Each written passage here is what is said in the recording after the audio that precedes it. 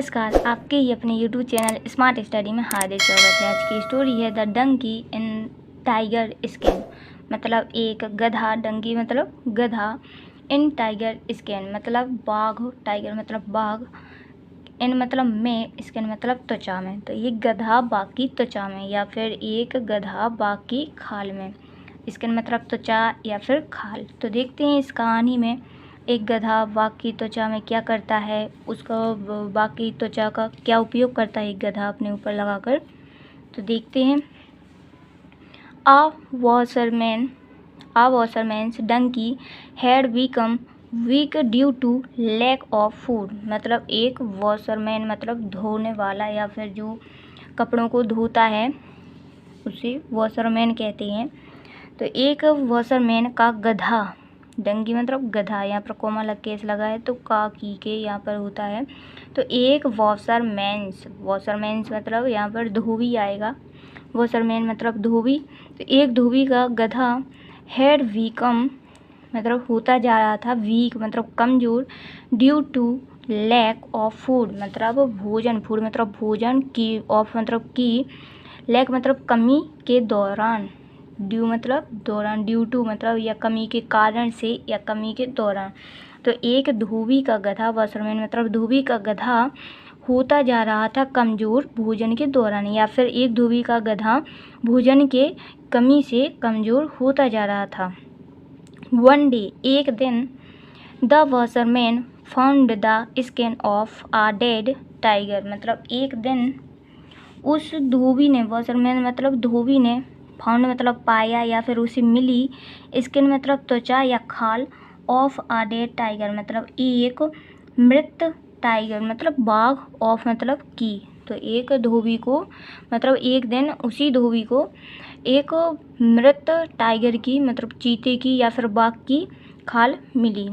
ही thought उसने सोचा, ही मतलब उसने, थॉट मतलब सोचा, I can cover my donkey with this skin and let him graze in the wheat fields.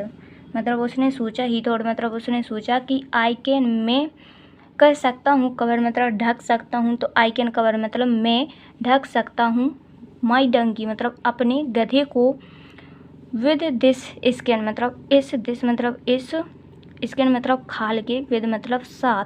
मतलब उसने सोचा कि मैं इस बाघ की खाल के साथ, मतलब इस मरे हुए बाघ की खाल मुझे जो मिली है, मैं इससे अपने गधे को ढक सकता हूँ, और लेट हिज ग्रेज और वह मतलब उसको जाने दूंगा, हिम ग्रेज मतलब वह चरने जाएगा, इन द व्हीट फील्ड्स गेहूं के खेतों में, फील्ड्स मतलब खेतों में। मतलब उसने सोचा कि जब यह गधा एक शेर की मतलब बाघ की खाल से पहन लेगा तो यह गेहूं के खेत में आसानी से चर सकेगा, ग्रेज मतलब खा सकेगा, मतलब जो चारा होता है उसको खाना, वह चरना कहलाता है। तो उसने सोचा कि जब मेरा गधा एक बाघ की खाल को पहन लेगा तो यह आसानी से खेतों में, गेहूं के खेतों में खा सकेगा, भोजन चर सकेगा। Thinking he is a tiger, people will not come near him. और व्यक्ति, थिंकिंग मतलब यह सोचकर, ही इज अ टाइगर मतलब कि यह एक बाघ है, मतलब यह सोचकर कि यह एक बाघ है। पीपल मतलब व्यक्ति, will not come near him कि व्यक्ति, पीपल मतलब व्यक्ति, विल नॉट मतलब नहीं आएंगे, विल नॉट मतलब नहीं आएंगे, कम नियर हिम मतलब उसके पास में। मतलब उसने सोचा कि जब मेरा जो गधा है मैं उसके ऊपर एक बाघ की खाल को मतलब उसमें ढक दूंगा, तो जब वह गेहूं के खेतों में चरने के लिए जाएगा तो व्यक्ति यह सोचेंगे कि यह तो ये बाघ है, तो उसके डर से व्यक्ति मेरे गधे को वहाँ से भगाने के लिए नहीं आएंगे, मतलब उसको मारने के लिए नहीं आएंगे। फिर इस रास्ते को वह अपनाता है। देखते हैं कहानी में क्या होता है।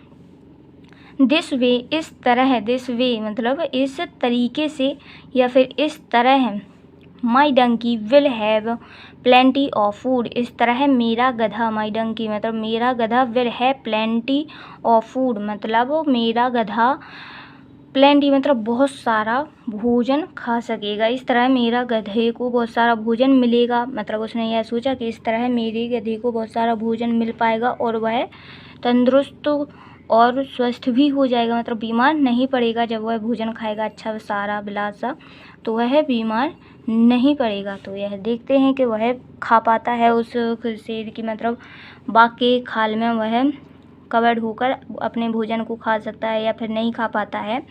देखते हैं कहानी में क्या होता है आगे, बहुत ही मज़ा आने वाला है।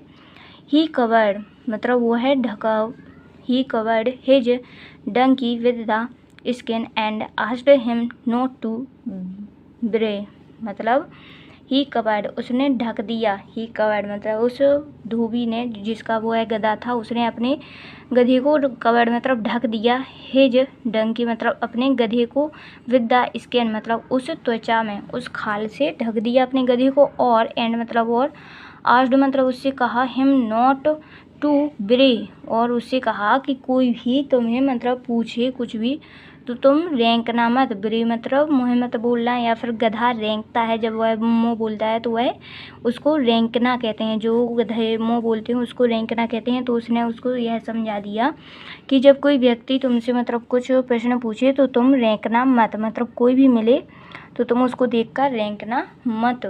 फिर देखते हैं, the donkey grazed in the fields and ate barley to his heart's contact, मतलब जो गधा डंकी मतलब गधी ने, ग्रेज्ड मतलब खेतों में, मतलब ग्रेज्ड मतलब चारा खाया, इन द फील्ड्स मतलब खेतों में, और ate barley to his heart's contact और उसने barley to his heart contact फिर उसने जी भर के उस खेत में मतलब भोजन किया। मतलब जो गधा बाघ की खाल पहनकर खेतों में गया था तो उसने फिर बाद में उस खाल के अंदर बहुत सारा भोजन खाया, मतलब उसके अंदर वह सुरक्षित था क्योंकि वहाँ पर कोई उसको मार भी नहीं सकता था और वहाँ पर उसको कोई भगा भी नहीं सकता था, क्योंकि व्यक्ति सोचते होंगे कि यह तो एक बाघ है, तो इसलिए वह उसने उस खेतों में जी भर कर खाना खाया।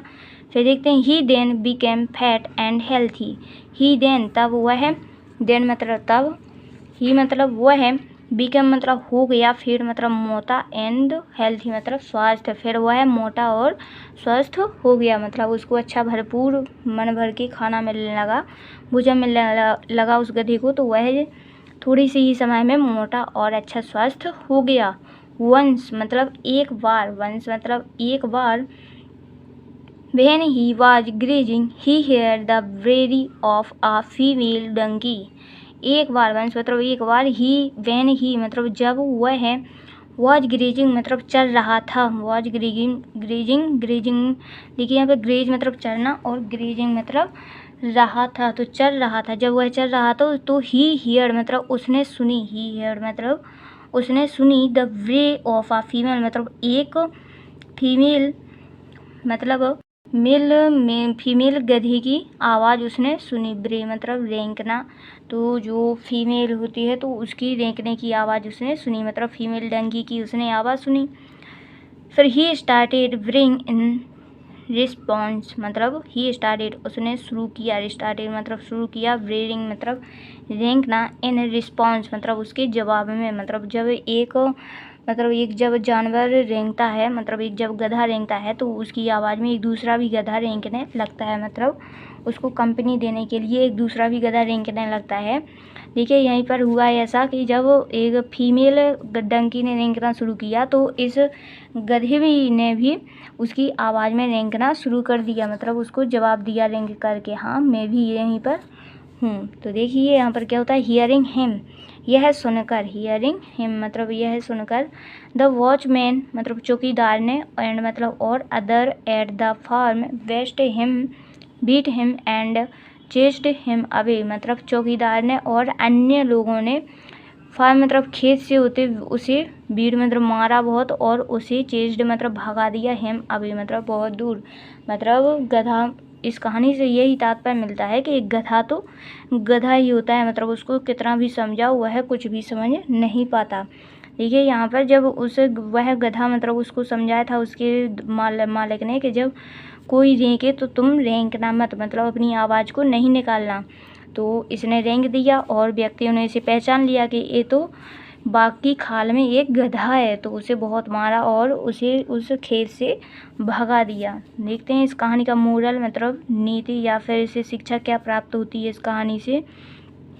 वर्ड्स आर गुड मतलब शब्द होते हैं अच्छे, मतलब शब्द अच्छे होते हैं, बट मतलब लेकिन समटाइम्स मतलब कभी कभी साइलेंस इज बेटर मतलब शांत ही बेहतर है। मतलब शब्द सबके अच्छे होते हैं लेकिन कभी कभी शांत रहना भी बेहतर होता है। अगर यह गधा यहाँ पर शांत रहता मतलब रेंगता ठीक समय पर नहीं रेंगता तो यह पकड़ा ही नहीं जाता, लेकिन यह रेंगना इसने शुरू कर दिया था और यह उन खेतों के मालिक से पकड़ा गया। देखिए फिर यहाँ पर घर आता है यह, फिर इसके मालिक मतलब धोबी ने उसके ऊपर से खाल निकाल दी और यह बहुत उसको मारा भी उन मतलब खेतों के मालिकों ने, उसके चौकीदार ने बहुत मारा उसे।